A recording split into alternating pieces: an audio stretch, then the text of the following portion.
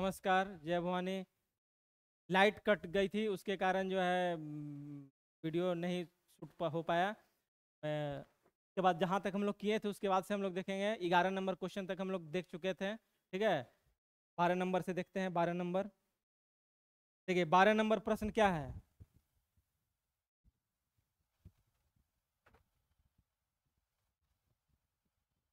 Pen select कर ले।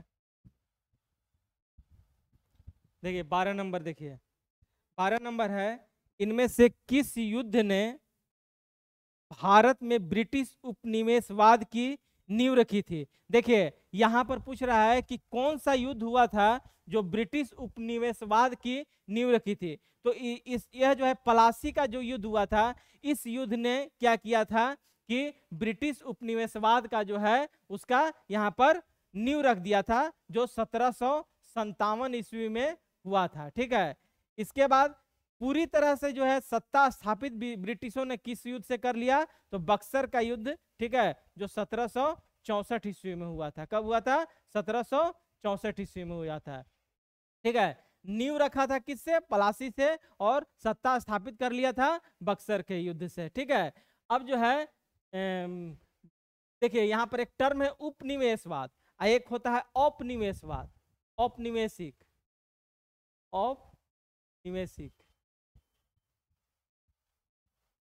देखिए औपनिवेशिक और उपनिवेशिक में क्या अंतर होता है कि ब्रिटिशों के लिए हम लोग उपनिवेशिक थे, और हम लोगों के लिए ब्रिटिश जो है, हम लोगों के लिए ब्रिटिश उपनिवेशिक था, और ब्रिटिशों के लिए हम लोग औपनिवेशिक थे। यही अंतर होता है। ठीक है, एक दूसरे का अपोजिट है। ठीक, इसके बाद द्वितीय, इसमें एक ऑप्शन है द्वितीय एंग्लो सिख युद्ध। देखिए द्वितीय एंग्लो सिख युद्ध, एंग्लो सिख कहने का मतलब अंग्रेजों और सिखों के बीच में जो युद्ध हुआ था उसका है। तो पहला जो युद्ध, इसमें दो युद्ध हुआ था एंग्लो सिख वार। एक हुआ था 1966 से लेकर 69 तक, और दूसरा हुआ था 1780 से लेकर 84 तक। ठीक है, इसके अलावा एक है श्रीरंगपट्टनम की घेराबंदी।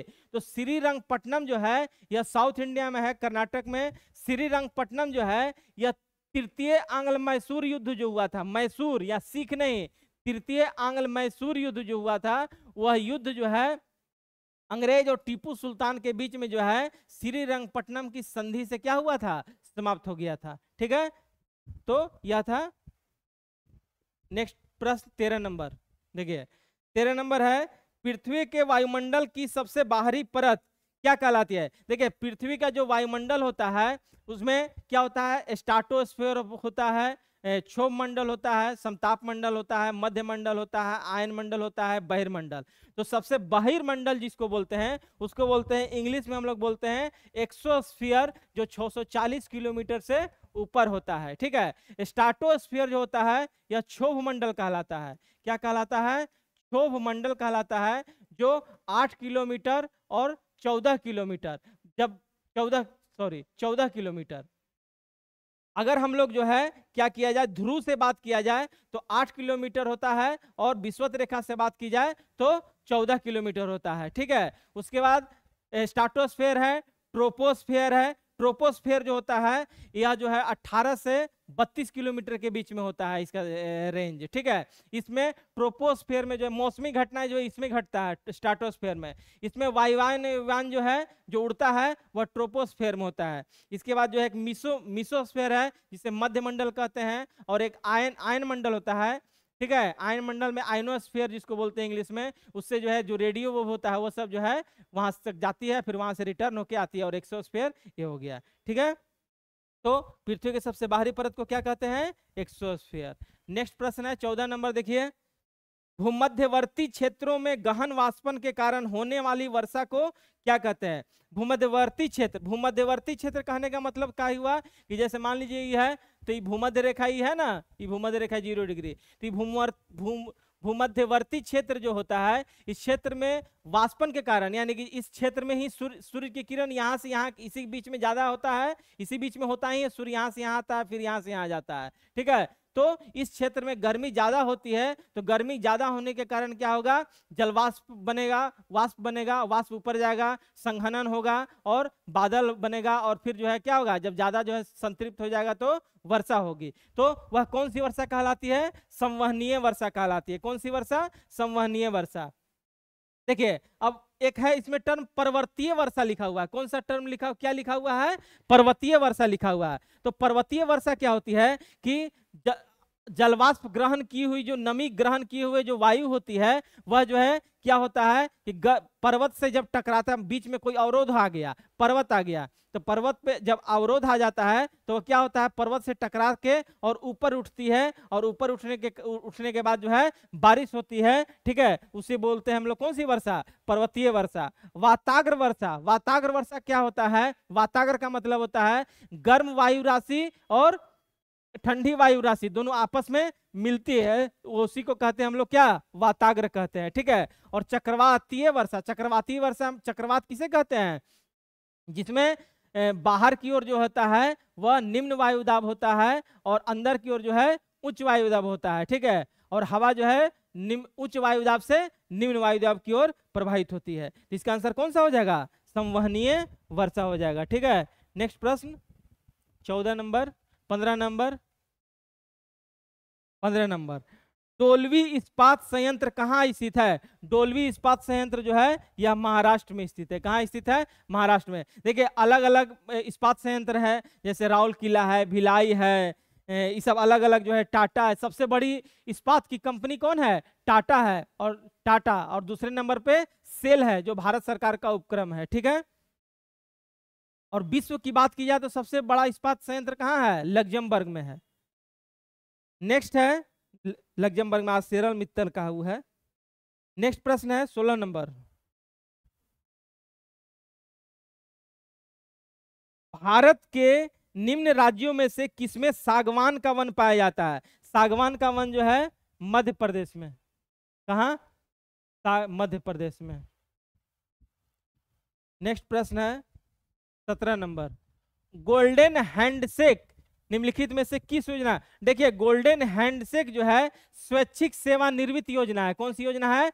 स्वैच्छिक सेवा। गोल्डन हैंडशेक योजना शुरू किया गया था कि जिस समय जो है क्या था कि इसे बहुत ज़्यादा जो है वित्तीय बोझ बढ़ रहा था देश में, तो सरकार ने एक नियम लाया और नियम के तहत कहा कि जिसको अपने से वॉलंटरी रिटायरमेंट सिस्टम जिसको कहते हैं, उसमें जो है कहा गया कि जो स्वेच्छा से सेवानिवृत्त होने चाहते हैं वह हो सकते हैं। ठीक है, उसके एवज में उन्हें कुछ दिया भी गया, पैसा वगैरह। ठीक है, तो गोल्डन हैंडशेक योजना क्या है? स्वैच्छिक सेवानिवृत्त योजना। यह जो है कर्मचारियों के एक तरह से छटनी करने के लिए योजना लाई गई थी। ठीक है, नेक्स्ट है 18 नंबर। 18 नंबर प्रश्न देखिए।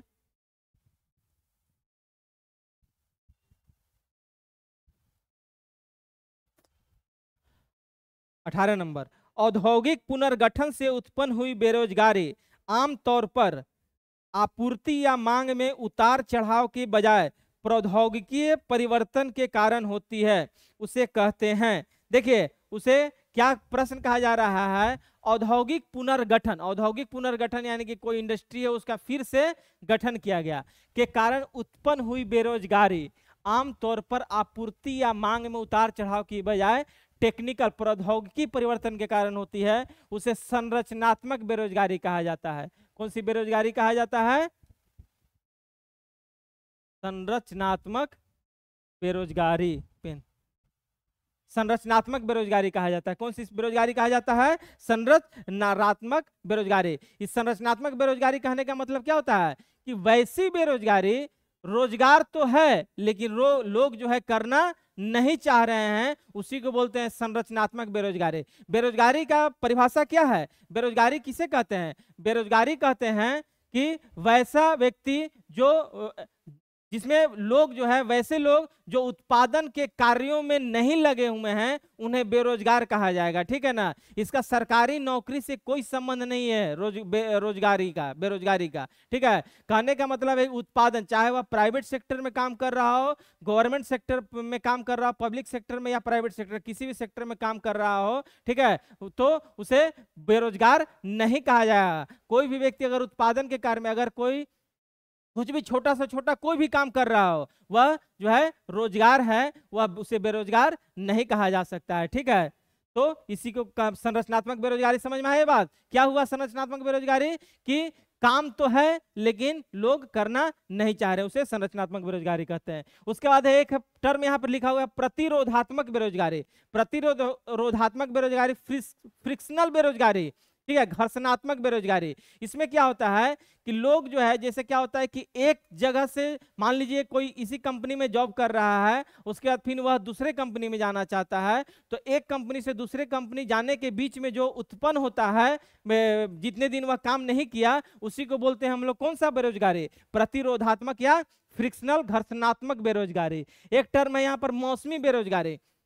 मौसमी बेरोजगारी किसे कहते हैं, तो वैसी बेरोजगारी होती है मौसमी बेरोजगारी जिसमें जैसे कृषक लोग क्या है कि जब खेती का सीजन चलता है तो वह कृषि करते हैं, बहुत सारा, अब तो खैर बहुत सारा समय परिवर्तन हुआ है, लोग जो है सालों भर खेती करना शुरू कर दिए हैं, लेकिन अपने यहाँ अभी भी जो है लोग नहीं इस बात को समझ रहे हैं, बाहर में ऐसा शुरू हो चुका है। तो धान के मौसम में आया तो धान रोपा, उसके बाद फिर 2-3 महीना खेत खाली रहा, फिर जो है जब गेहूं का मौसम आया तो गेहूं, इस तरह से जो है खेती करते हैं लोग। तो जो उस समय जो खाली रहता है तो उसी को कहते हैं हम लोग कौन सा बेरोजगारी, मौसमी बेरोजगारी, ठीक है। उसके बाद एक है चक्रीय बेरोजगारी। चक्रीय बेरोजगारी क्या होता है कि व्यापार में उतार चढ़ाव के कारण, क्या, व्यापार में उतार चढ़ाव के कारण जो बेरोजगारी आती है, जैसे मान लीजिए कि से चल रहा है, बहुत अच्छा चल रहा है व्यवसाय, एक बैग जो है मंदी आ जाए, तो मंदी आ जाएगा तो कंपनी के पास उतना पैसा नहीं रहेगा जो खर्च करे, तो उस स्थिति में क्या होता है कि कंपनी कर्मचारियों की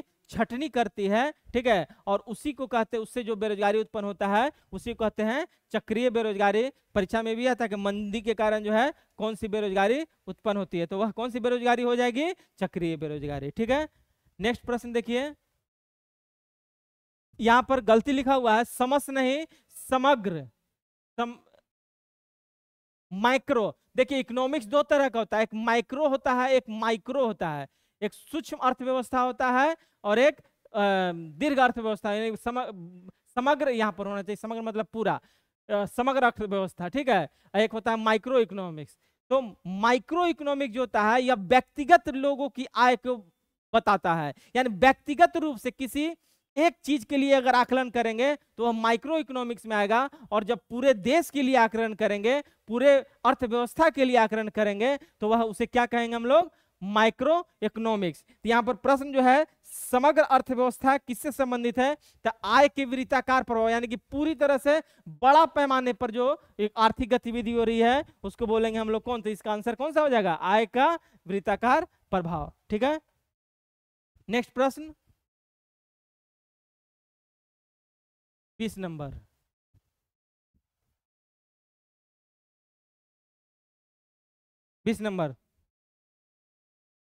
देखिए किताब द रोड अहेड के लेखक कौन है, द रोड अहेड के लेखक जो है कौन है, बिल गेट्स। कौन है, बिल गेट्स, ठीक है। द रोड अहेड के लेखक बिल गेट्स। बिल क्लिंटन का एक पुस्तक है जिसका नाम है द जेंटलमैन। क्या नाम है उस पुस्तक का, द जेंटलमैन।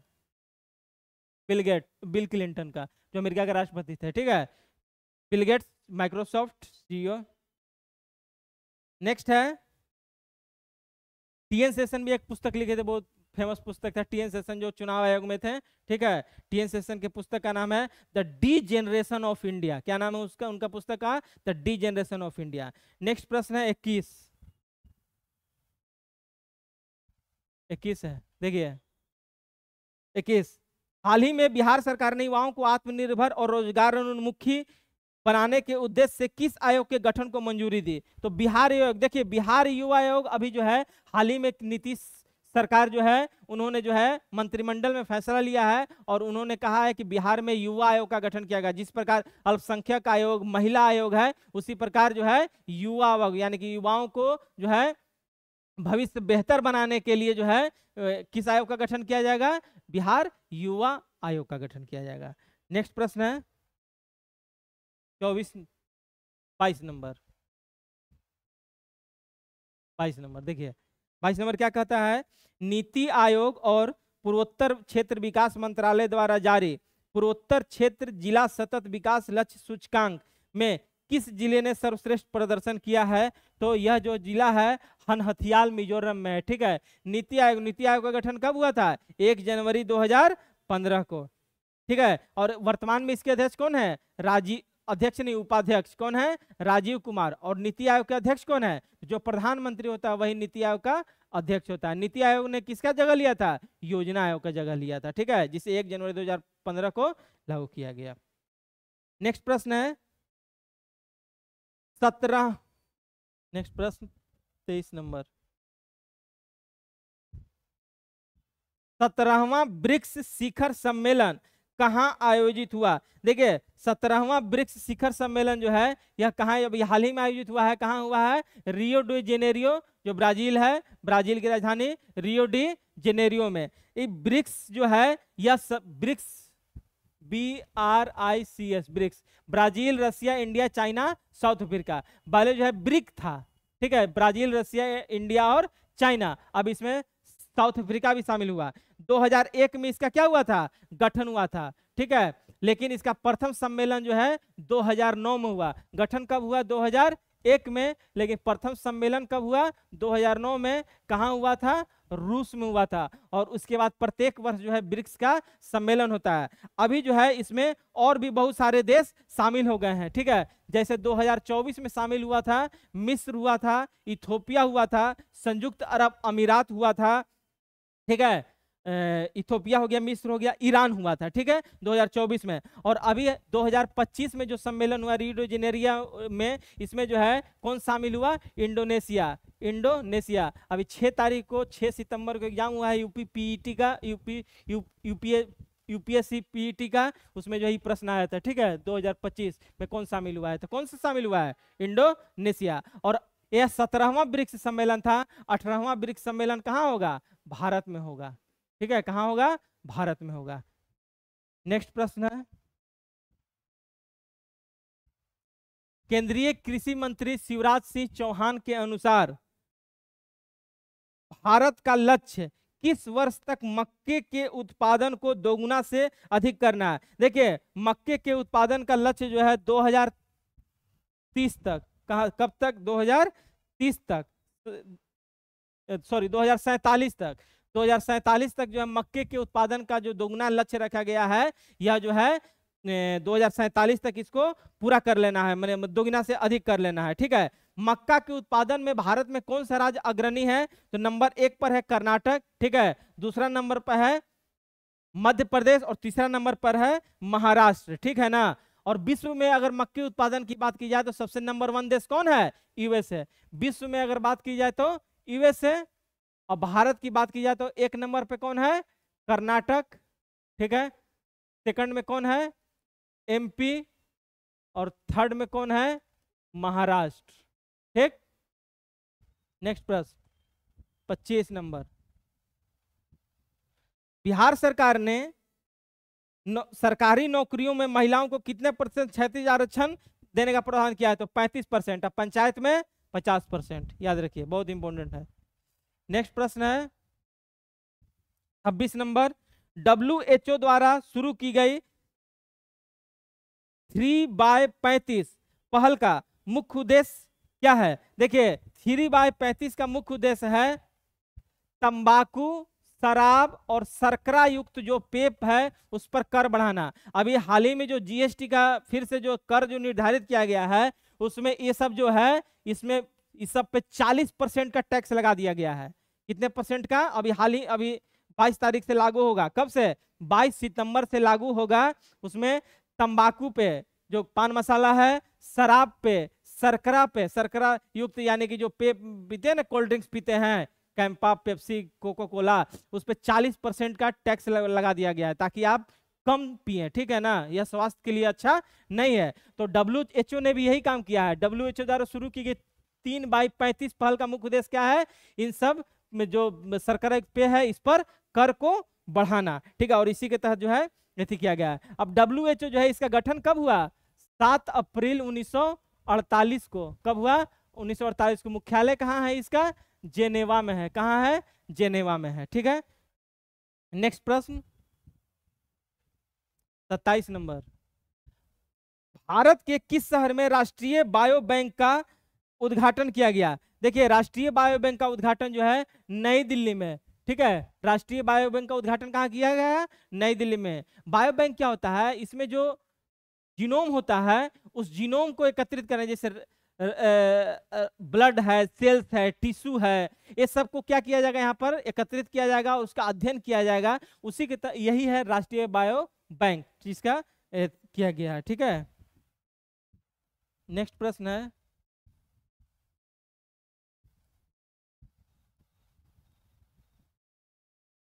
अट्ठाईस।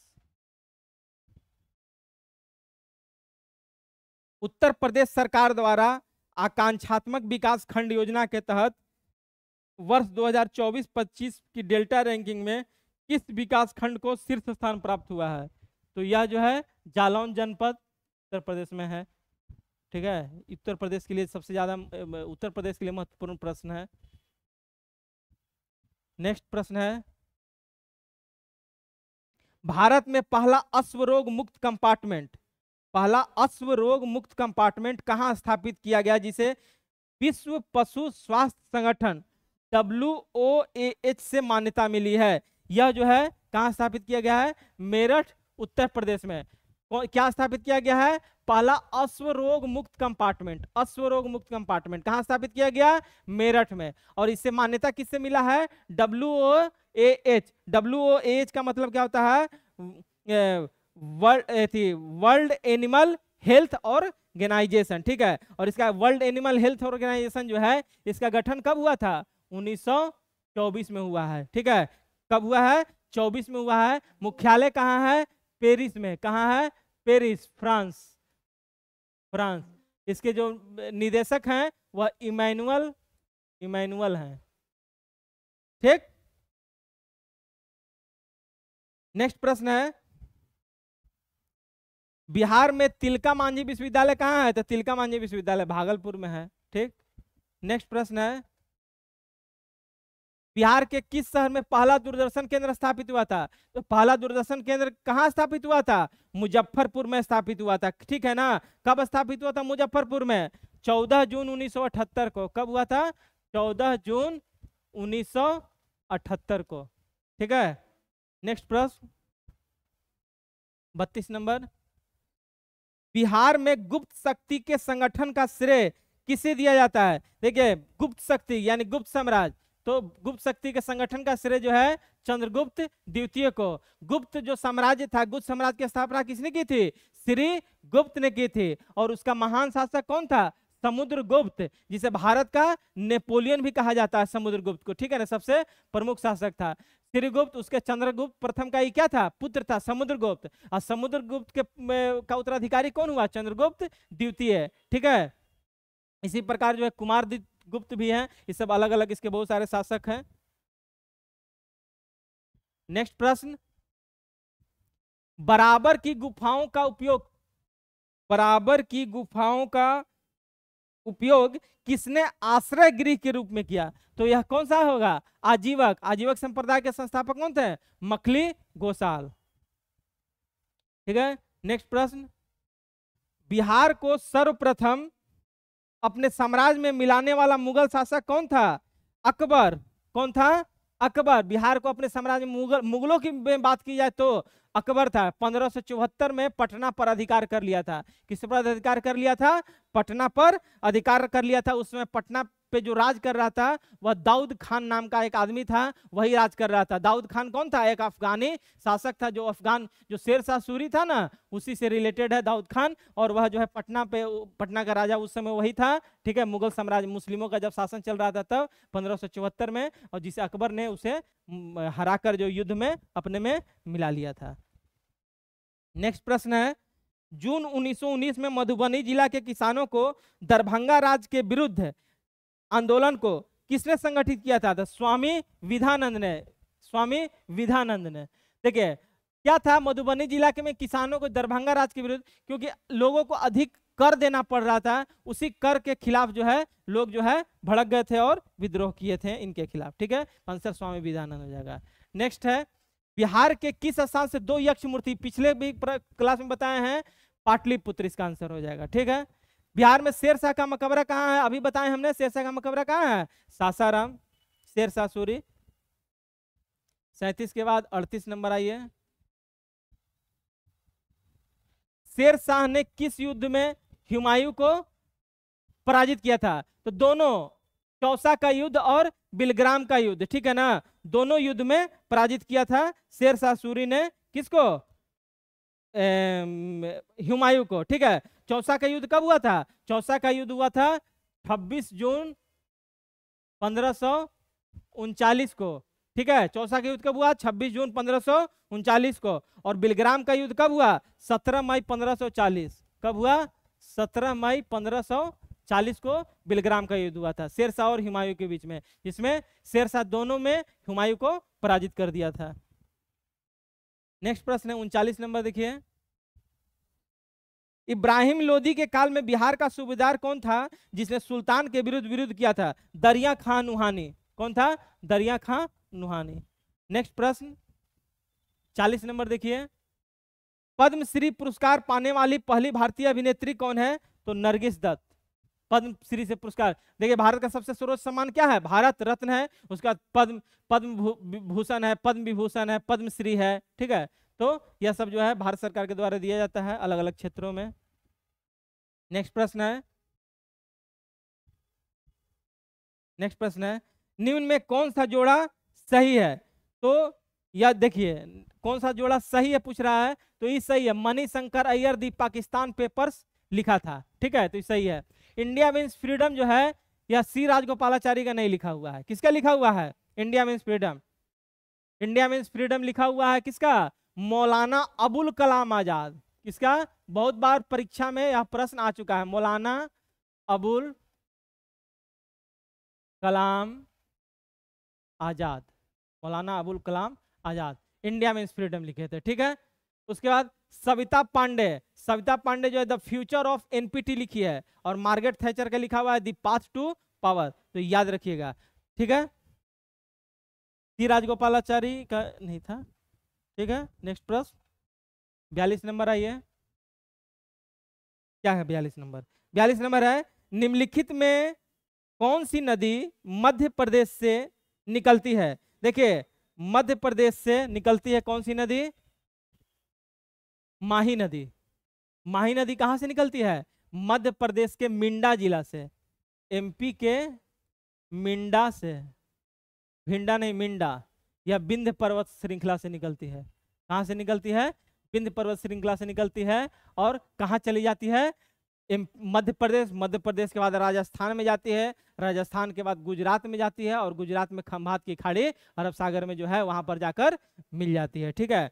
इसमें से एक नदी है पार्वती नदी, ठीक है। देखिए पार्वती नदी दो जगह बहती है, एक हिमाचल प्रदेश में और एक मध्य प्रदेश में। तो हिमाचल प्रदेश में जो पार्वती नदी बहती है वह ब्यास की सहायक नदी है। हिमाचल प्रदेश में पार्वती, देखिए पार्वती नदी दो जगह, एक हिमाचल प्रदेश में और एक मध्य प्रदेश में। तो हिमाचल प्रदेश में जो बहती है वह जो है किस नदी की सहायक है? ब्यास नदी की सहायक है। और मध्य प्रदेश में जो है पार्वती नदी, वह किसकी सहायक नदी है? चंबल की सहायक नदी है, ठीक है। उसके बाद नेक्स्ट प्रश्न है लूनी। लूनी नदी जो है राजस्थान में बहती है, ठीक है ना। लूनी नदी, जवाई नदी, ये सब राजस्थान में है। नेक्स्ट है जवाई नदी लूनी की सहायक नदी है। 43 नंबर आइए। दादा साहब फाल्के पुरस्कार प्राप्त करने वाला प्रथम व्यक्ति कौन था? देविका रानी। कौन है? देविका रानी, ठीक है। दादा साहब फाल्के पुरस्कार कब स्थापित हुआ था?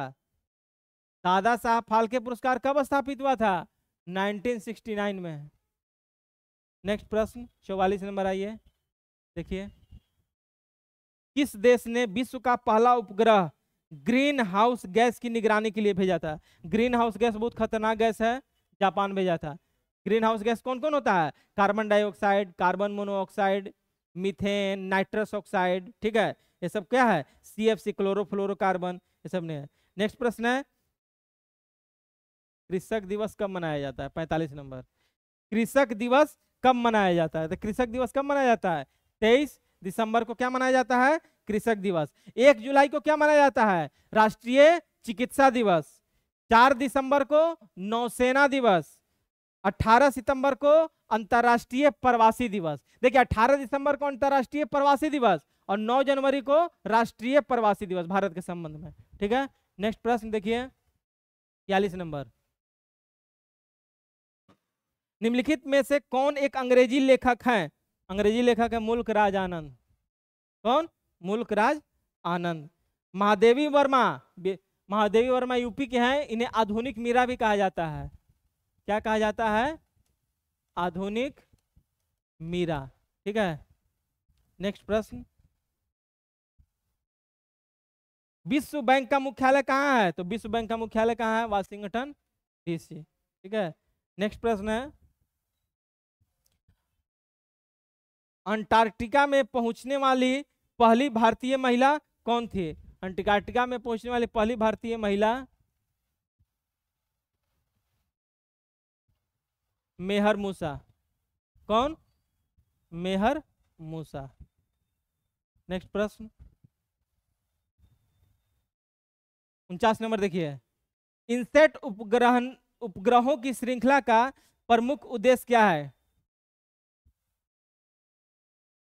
ठीक है, दूर दराज के क्षेत्रों के लिए टीवी का प्रसारण। इनसेट का मतलब क्या होता है? Indian National Satellite. ठीक है ना, Indian National Satellite, Indian National Satellite INSAT का मतलब होता है। इसका श्रृंखला का उद्देश्य क्या है? जो दूर दराज के क्षेत्रों में जो टीवी डीटीएच उटीएच लगता है ना, तो उसका वो सब जो है इसी से क्या होता है, इसमें क्या होता है, किसी एक अपलिंक होता है, डाउनलिंक होता है, सिग्नल को यहाँ से भेजा जाता है, फिर वहां से सिग्नल जो है रिटर्न आता है और उससे टीवी चलता है। ठीक है, नेक्स्ट प्रश्न 50 नंबर आइए। 50 नंबर, मोहिनी अट्टम नृत्य का विकास किस राज्य में हुआ? मोहिनी अट्टम नृत्य का विकास जो है कहाँ हुआ? केरल में हुआ। कहाँ? मोहिनी अट्टम केरल में। ओडिशा में ओडिसी, तमिलनाडु में भारतनाट्यम। ठीक है, और कर्नाटक में यक्षगान। बहुत बार सब आता है परीक्षा में, यक्षगान कर्नाटक में, ओडिशा का तो ओडिसी, ओडिसी। ठीक है, तमिलनाडु का भारत नाट्यम। ठीक, नेक्स्ट प्रश्न 51 नंबर आइए। तारे चमकते हैं किंतु ग्रह नहीं चमकते हैं, क्यों? क्योंकि तारे जो है पृथ्वी के अत्यधिक दूरी पर है और परिणाम स्वरूप प्रकाश की प्रबलता में कमी हो जाती है। इसका आंसर कौन सा हो जाएगा? डी। वे पृथ्वी के करीब हैं इसलिए उनसे अधिक प्रकाश मिलता है, प्रबलता में यदि छोटे मोटे परिवर्तन होते भी तो नजर नहीं आते हैं। तो ये तारे चमकते किंतु ग्रह नहीं चमकते हैं। ठीक है, नेक्स्ट प्रश्न है तारों का चमकना क्या कारण है? तारा क्यों टिमटिमाते हैं? तो उसका कारण क्या है? प्रकाश का प्रकीर्णन।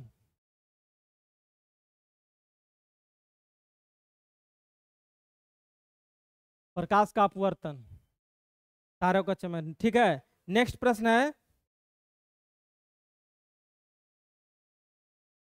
नेक्स्ट प्रश्न है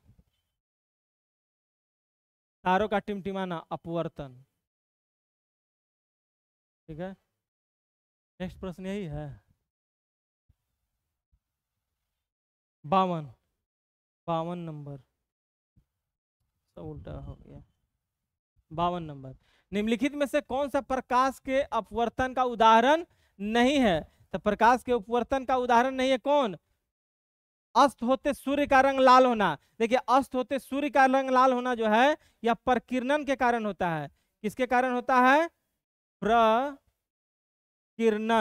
प्रकीर्णन के कारण होता है। अस्त होते सूर्य का रंग जो लाल होता है, नारंगी होता है, वह इसके। बाकी ये सब इंद्रधनुष का निर्माण, तारों का टिमटिमाना, मानव द्वारा छवि का निर्माण, सब किसके कारण होता है? प्रकाश का अपवर्तन कारण। प्रकाश के अपवर्तन में क्या होता है कि लाइट जो है एक मीडियम से दूसरे मीडियम में आती है तो क्या हो जाती है? डेविएट हो जाता है, रेयर से डेंसर में जाएगा, डेंसर से रेयर में जाएगा, रेयर से डेंसर में जाता है तो दूर होता है, डेंसर से रेयर में आता है तो नजदीक होता है। ठीक है, तो ये अपवर्तन का, इस प्रकाश के अपवर्तन का वह नियम है। ठीक है ना, स्नेल लॉ जिसमें चलता है। परावर्तन क्या होता है? आता है और ऐसे लौट जाता है। ठीक है, और प्रकाश का प्रकीर्णन क्या होता है? प्रकीर्णन होता है जो वायुमंडल में जो धूलकण आदि होते हैं उससे जो फैलता है उसी के कारण। ठीक है, नेक्स्ट है पियानो, नेक्स्ट प्रश्न यहाँ लाइए बोर्ड पे। नेक्स्ट प्रश्न 53, पियानो का आविष्कार किसने किया था? तो पियानो का आविष्कार किया था बार्टोलोमियो क्रिस्टोफेरी। कौन किया था? बार्टोलोमियो क्रिस्टोफेरी। ठीक है, नेक्स्ट प्रश्न है गॉड पार्टिकल है। गॉड पार्टिकल क्या है? Higgs boson. देखिए गॉड पार्टिकल जो है एक्चुअल में एक ब्रह्मांड के रहस्य को पता करने के लिए जो है बिग बैंग थ्योरी दिया गया था, और उसी बिग बैंग थ्योरी में जो है हिग्स बोसोन गॉड पार्टिकल की बात कही गई, और उस जो थ्योरी जो दिया गया था बिग बैंग, वह जो है हिग्स नामक और चंद्रशेखर बोस जो भारत के थे, इन्हीं दोनों ने मिलकर इसकी परिकल्पना दी थी, और इन्हीं के नाम पर इसे गॉड पार्टिकल हिग्स बोसोन नाम दिया गया। ठीक है, नेक्स्ट प्रश्न है, नेक्स्ट प्रश्न,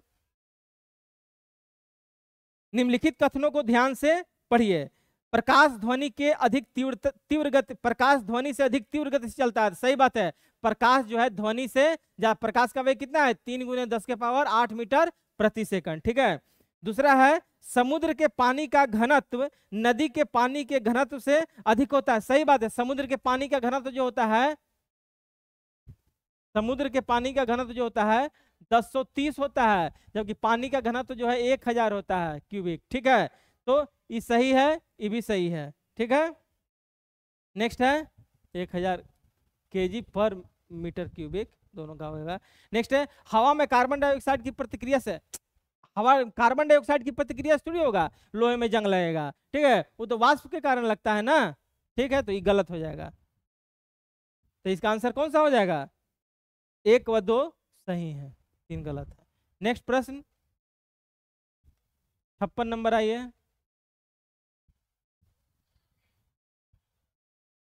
56 नंबर,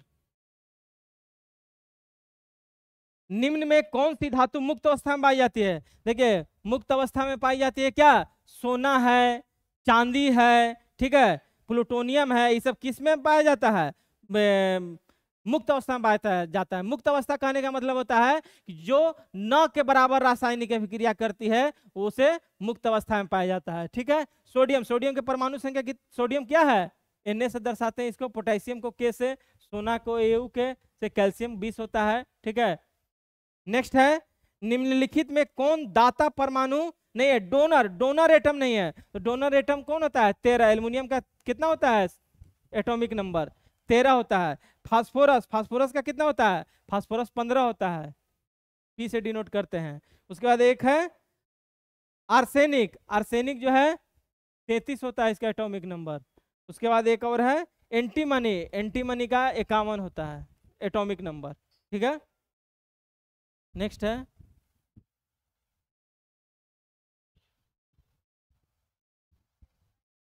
इनमें से किस तत्व की परमाणु त्रिज्या सबसे अधिक होती है? परमाणु त्रिज्या सबसे अधिक जो है ईडीएम का होता है। ठीक है, इन ईडीएम का इसका 49 होता है। देखिए परमाणु त्रिज्या क्या होता है कि जो नाभिक होते हैं, ठीक है, इससे दूरी के आधार पर जिसका सबसे ज्यादा, जिस एटम का सबसे ज्यादा दूरी होगा उसी का जो है परमाणु त्रिज्या क्या होगी? अधिक होगी। तो इनिडियम का इसमें जो ऑप्शन दिया हुआ है, जैसे बोरोन है, तो बोरोन का एटम नंबर कितना होता है? 5 होता है। एल्युमिनियम का कितना होता है? 13 होता है। उसके अलावा एक और है गैलियम, गैलियम का कितना होता है? 31 होता है। आइनिडियम का 49 है। तो सबसे ज्यादा एटॉमिक नंबर जिसका होगा उसका परमाणु त्रिज्या क्या होगी? ज्यादा होगी। तो ये हो गया। ठीक है, नेक्स्ट प्रश्न, बॉयल के नियम के अनुसार, बॉयल के नियम के अनुसार, बॉयल का नियम क्या कहता है? देखिए बॉयल का नियम कहता है कि किसी, बॉयल का नियम है पीवी प्रोपोर्शनल के होता है। बॉयल का नियम क्या होता है? पीवी प्रोपोर्शनल के। तो इसमें पीवी प्रोपोर्शनल के वाला ऑप्शन कौन है?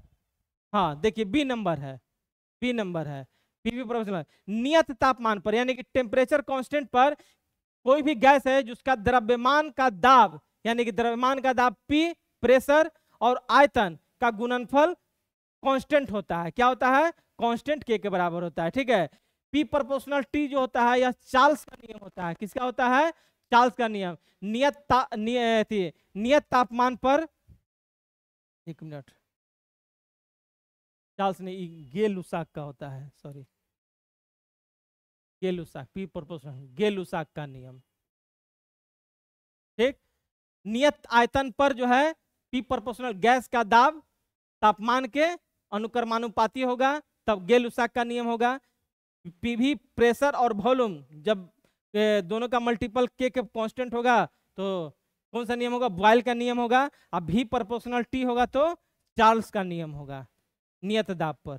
देखिए भी आ टी है तो प्रेशर कांस्टेंट है, पी आ भी है तो टेम्परेचर कांस्टेंट है, पी आ टी है तो वॉल्यूम जो है कांस्टेंट है, यही है। तब चार्ल्स का नियम, बॉयल्स का नियम और गे-लुसाक का नियम। तो इसमें जो बॉयल का नियम कौन हो जाएगा?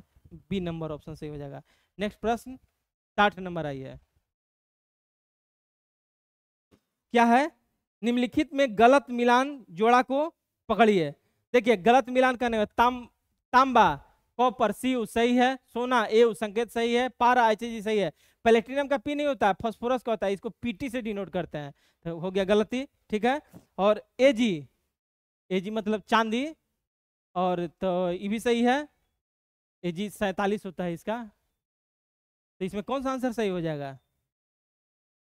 ए बी सी डी मिल गया, डी गलत है तो डी इसका आंसर हो जाएगा। तो इसका आंसर कौन हो जाएगा? डी। ठीक है, नेक्स्ट प्रश्न, अधोलिखित में कौन सा कार्बन का अपरूप नहीं है? कार्बन का अपरूप नहीं है कौन? Oxo carbon. हीरा है, ग्रेफाइट है, फुलेरिन्स है, एक और होता है ग्राफीन होता है, ये सब जो है कार्बन का क्या होता है? अपरूप होता है। ठीक है, यानी कि एक ही कार्बन के अलग अलग रूप, वही कहलाएंगे कार्बन के अपरूप।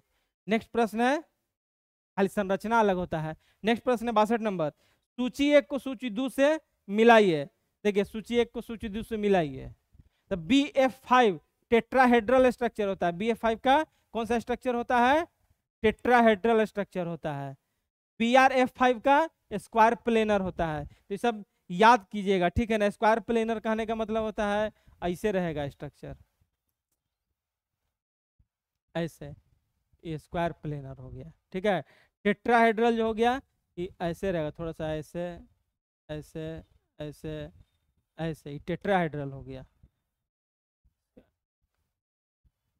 के बाद आइए यहाँ, इसमें आइए, उसके बाद इसको देख लीजिएगा, BrF5 स्क्वायर बाई पिरामिडल है, PF5 का ट्राई, याद करने वाला चीज याद कर लीजिएगा, तब डीप में नहीं जाना है। नेक्स्ट प्रश्न,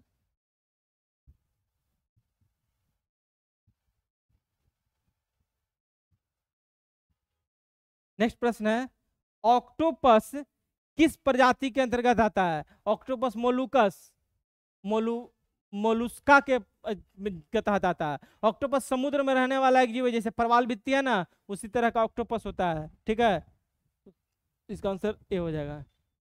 नेक्स्ट प्रश्न है, मानव शरीर का पीएच स्तर होता है। मानव शरीर का जो पीएच स्तर का रेंज है 7 से 7.8।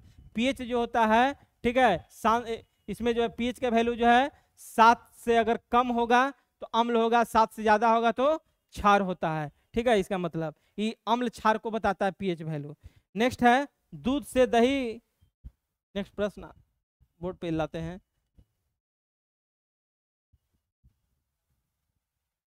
दूध से दही बनाने का काम कौन करता है?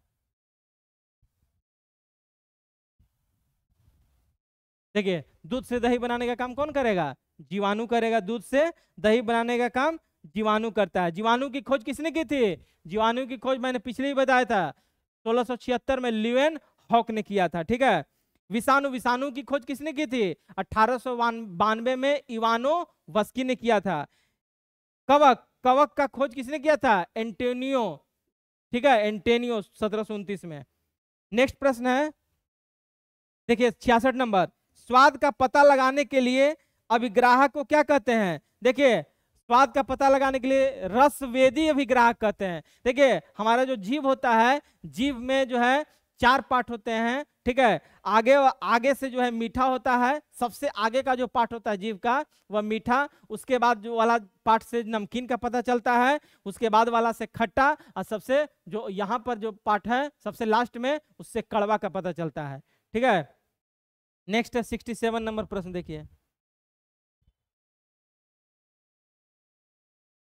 किस प्रकार के रोगजनक जल जनित बीमारी SARS severe acute respiratory syndrome का कारण बनता है? वायरल, वायरल क्या? वायरल। ठीक है। परजीवी, परजीवी के कारण कौन सा रोग होता है? दस्त हो जाएगा, पेट दर्द होगा, पेट में दर्द होगा, ऐंठन होगा, थकान होगा। प्रोटोजोआ से कौन सा रोग होता है? मलेरिया। बैक्टीरिया से टीबी हो गया, क्षय रोग हो गया, ये सब जो है किससे होता है? बैक्टीरिया से होता है। ठीक है। नेक्स्ट प्रश्न देखिए 68। माइटोकॉन्ड्रिया, माइटोकॉन्ड्रिया खोज किसने की थी? कोलिकर, बताए थे हमने। माइटोकॉन्ड्रिया के बारे में निम्नलिखित में कौन सा कथन सही है? तो माइटोकॉन्ड्रिया के बारे में सही है, माइटोकॉन्ड्रिया केवल जीवाणु में मौजूद होता है, गलत है। माइटोकॉन्ड्रिया सभी जीवित कोशिकाओं में मौजूद होता है, गलत। माइटोकॉन्ड्रिया किसी झिल्ली में बंधा नहीं है, बंधा होता है, ये भी गलत। बाहरी झिल्ली के बिना माइटोकॉन्ड्रिया को माइट्रोप्लास्ट कहते हैं, तो सही है ये। ठीक है, डी आंसर इसका हो जाएगा। नेक्स्ट प्रश्न 69। 69 क्या कह रहा है? निम्नलिखित विटामिनों में से कौन सा किसी स्वप्न को पर्याप्त समय तक याद रखने में मदद करता है? देखिए सपना देखते हैं ना, तो विटामिन सी ज्यादा, अगर मान लीजिए सपना देखे भुला गए तो समझिए कि आपका विटामिन 6 का कमी है। किसका कमी है? विटामिन B6, जिसे पायरिडॉक्सिन कहते हैं, उसका कमी हो गया। विटामिन ए, विटामिन ए को क्या कहते हैं? रेटिनॉल कहते हैं। विटामिन ए की कमी से क्या हो जाता है? रतौंधी हो जाता है। विटामिन डी को क्या कहते हैं? कैल्सीफेरॉल। विटामिन डी की कमी से हड्डियों में दर्द शुरू हो जाएगा। और विटामिन सी एस्कॉर्बिक एसिड जिसको बोलते हैं, ठीक है। विटामिन सी से जो है शरीर जो है क्या रहता है? स्वस्थ रहता है। नेक्स्ट प्रश्न देखिए 70 नंबर। निम्न में कौन सा नवीनतम समझा जाता है? देखिए मानव का हमारा आधुनिक मानव कौन किसको कहते हैं? होमो सैपियंस को। यहाँ पर नवीनतम क्रोमैग्नॉन मानव को कहा गया है। ठीक है, याद रखिए। नेक्स्ट प्रश्न है 71 नंबर देखिए। एम्फाइसीमा एक ऐसी व्याधि है जो पर्यावरणीय प्रदूषण, देखिए पर्यावरण के प्रदूषण से जो है फेफड़ा खराब हो जाता है। क्या खराब हो जाता है? फेफड़ा। तो याद रखिए फेफड़ा पर्यावरणीय प्रदूषण से। नेक्स्ट है 72 नंबर।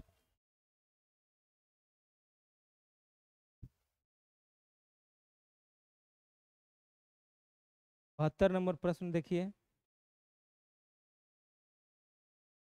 भूगर्भीय समय मापक्रम है और उसका देखिए अलग अलग आधार पर जो है बांटा जो गया है। जैसे प्लाइस्टासीन काल में पैलियोसीन द्वीरूप था, मानव वंश में मंडूक था, पर्मियन में स्तनपायी था, और कैम्ब्रियन में अकशेरुकी। कैम्ब्रियन अकशेरुकी पूछता है एग्जाम में। अकशेरुकी कहने का रीढ़ की हड्डी नहीं, ठीक है ना? तो देख लीजिएगा इसका कौन सा ऑप्शन है। नेक्स्ट प्रश्न है 33 नंबर 73। इसका आंसर बी हो जाएगा। बी है ना? हाँ बी है, इसका आंसर बी है। ठीक है। 73 नंबर देखिए। एलिसा परीक्षण जो है कैंसर रोग के लिए होता है? नहीं। एलिसा परीक्षण किसके लिए होता है? HIV रोग के लिए। तो ये गलती ऐसी हो गया। दूसरा है लगभग 50% व्यक्तियों का रक्त RH होता है, RH प्लस अब RH ऐसा कोई निश्चित नहीं है, तो ये भी गलती है। तो दोनों गलती है, तो ना एक सही है ना दो सही है। ठीक है, RH फैक्टर होता है ब्लड में। नेक्स्ट प्रश्न है निम्नलिखित में कौन सी कंप्यूटर की अस्थायी मेमोरी है? देखिए कंप्यूटर में दो तरह की मेमोरी होता है, एक अस्थायी और एक अस्थायी। तो अस्थायी रैम होता है, इसमें से जो भी होगा ना बंद कीजिएगा उड़ जाएगा डाटा। ठीक है, बाकी सब जो है इसमें रहेगा रैम रोम में। रैम का मतलब होता है रैंडम एक्सेस मेमोरी, रोम का होता है रीड ओनली मेमोरी। ठीक है, कैसे मेमोरी जब हम लोग खोलते हैं क्लिक करते हैं तो इसमें जाके जमा होता है। ठीक है। नेक्स्ट प्रश्न 75 नंबर। 75 क्या कह रहा है? कंप्यूटर सिस्टम को अधिक पूर्ण स्कीम के अभाव में मदों को संरक्षित करने के लिए किसका पासवर्ड लगाइएगा? मोबाइल में वो लोग पासवर्ड लगाते हैं, तो पासवर्ड लगाते हैं तो क्या हो जाता है? कोई दूसरा व्यक्ति नहीं खुलता है, इसलिए जो है पासवर्ड लगाते हैं हम लोग। ठीक है ना? तो इसका आंसर कौन सा हो जाएगा? सी। ठीक है।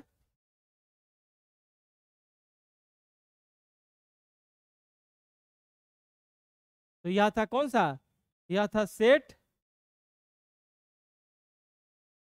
यह था सेट नंबर 3 जीके का पूरा डिस्कशन, ठीक है ना। इसे 2 पार्ट में रिकॉर्ड किया गया है, एक पार्ट 1 और एक पार्ट 2। पार्ट 1 में जो है क्या हुआ कि लाइट कट गई थी जिसके कारण बोर्ड ऑफ हो गया था, ठीक है। तो पार्ट 1 और पार्ट 2 दोनों देखिएगा ताकि अच्छे से आपका रिवीजन हो सके, ठीक है। अगली क्लास में हम लोग सेट 4 का डिस्कशन करेंगे, ठीक है। तब तक आप खुश रहिए, स्वस्थ रहिए और पढ़ाई कीजिए और रिवीजन अच्छे से कीजिए, सेट का प्रैक्टिस अच्छे से कीजिए। धन्यवाद।